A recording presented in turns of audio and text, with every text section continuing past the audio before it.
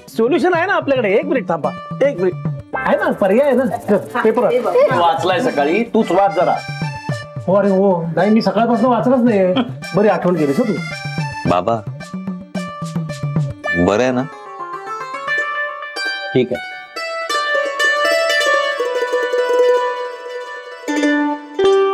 नील, हा फोटो बघ रे जरा. बघ ना, म्हणजे अरे दादासारखाच आहे हा माणूस. आणि नाव सुद्धा त्याचं वसंत देशपांडेच आहे.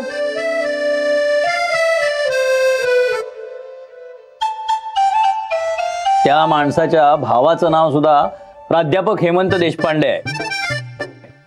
एक मिनिट, तुला कसं माहित? वाह, ग्रेट.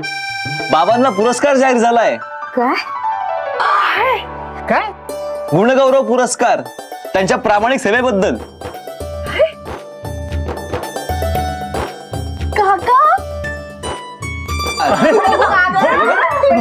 त्यांचाच फोटो आहे आणि अत्यंत मानाचा पुरस्कार आहे हा. बाबा, we are so proud of you. Thank you. Congratulation. Thank you. दादा